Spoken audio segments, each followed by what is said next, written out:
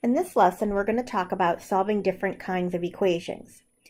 Now, what I want you guys to really focus on when you're working in this section is being able to recognize the type of equation that it is, because depending on the type of equation, you have certain tools in your toolbox that you can use for each type of equation to solve that equation. So being able to recognize what tool to use to solve that is key in this problem, or in this section.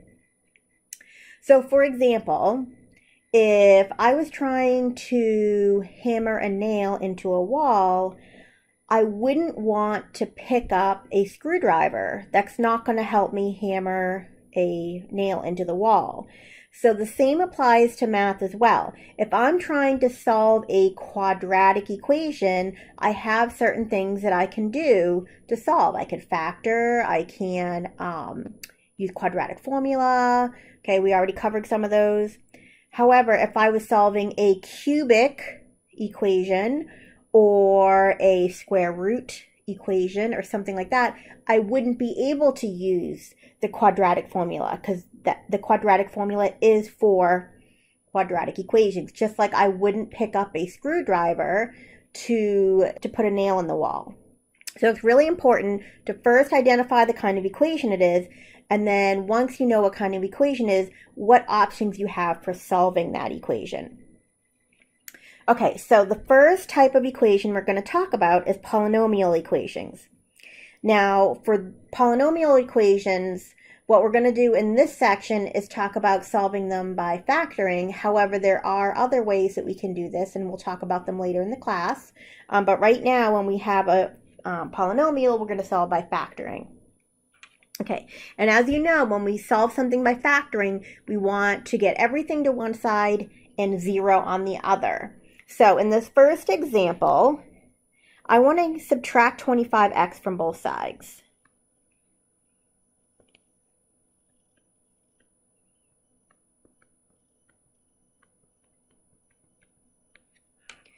Okay, so now I have everything on one side, 0 on the other, and I can factor. They both have an x in common, so I can pull that out.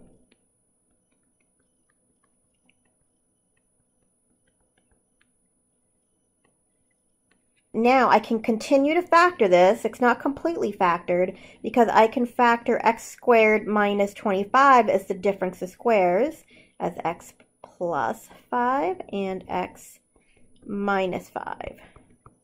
Okay. Now it is completely factored.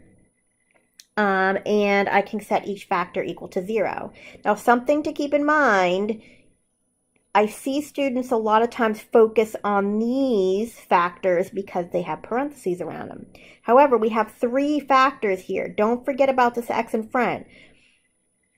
So I have x is equal to 0, x plus 5 is equal to 0, and x minus 5 is equal to 0.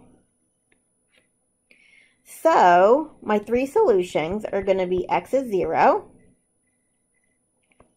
negative 5, and positive 5. Now don't forget, you can always go back in and check these. I take each one of these individually. I check one at a time. So I would, to check 0, I would put 0 in everywhere in the original equation I see x and make sure that it gives me a true statement. Next example. We have another polynomial. So we're going to solve by factoring. It's already set up for me where I have everything on the left and 0 on the right. So I'm going to go ahead and jump in and start factoring now. This polynomial has 4 terms. I have 1, 2, 3, 4. When I see 4 terms, that tells me that I should try factor by grouping. So I'm going to look at the first 2 terms separately and the last 2 terms separately.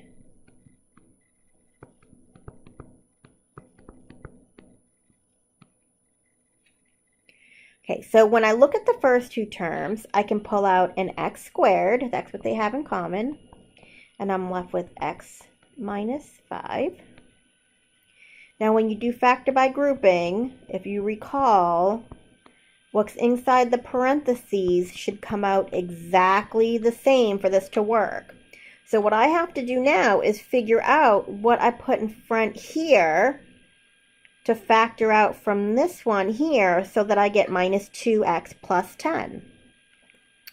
So if I put a minus 2 here, when I distribute that, I get the minus 2x plus 10 because I have the minus 2 times the x, and then the minus 2 times the minus 5 gives me a positive 10. Okay, so now I went from having 1, 2, 3, 4 terms to having 2 terms.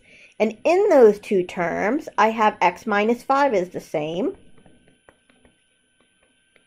And then what's left over is x squared minus 2. All right, so this one we can't factor anymore over the integers. So I know this factor here will give me the solution x is equal to 5, so that's one of my answers. This one we can't factor anymore over the integers, so I can use the square root property. So I'll take x squared minus 2 is equal to 0. Then x squared is equal to 2 because I add 2 to both sides. And then I square root both sides. So I get plus or minus the square root of 2. So here are the other 2 answers. So my 3 answers are x equals 5, x equals positive square root of 2, and x equals negative square root of 2. Okay, last example for solving polynomials by factoring. This one's already set up for us where I have 0 on one side and everything else is on the left-hand side. So I'm just going to jump in and start factoring. And the only thing I see I can do here is pull out an x squared. So that leaves me with an x squared plus a 4x plus a 2. Now, this one would give me, if I set that factor equal to 0, I would get x is equal to 0. This factor here, I can't break it down anymore over the integers. I can, however, break it down using the quadratic formula. And I know I can use the quadratic formula because this is an x squared, which means it's a quadratic. So I have x is equal to minus b plus or minus the square root of b squared minus 4ac all over 2a. There's my quadratic formula. My b is 4, my a is 1, and my c is 2. So I'm just going to go ahead and plug everything in now. So I have minus 4 plus or minus the square root of 16 minus 4 times a, which is 1, times c, which is 2, all over 2a, which is 2 times 1. Now, if we clean this up a little bit, I get 16 minus 8, which is an 8, all over 2. And I can write the square root of 8 as 2 square roots of 2. And then last part is I can divide everything by 2. So that gives me a minus 2 plus or minus the square root of 2. Because I divide that by 2, that gives me a 1. I divide this by 2, that gives me a minus 2. I divide this by 2, that gives me a 1. So I'm left with minus 2 plus or minus the square root of 2. So here are my 3 answers. X equals 0.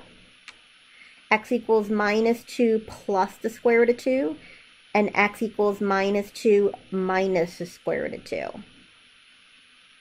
So if you are approaching a polynomial equation, you want to try to factor it as much as possible.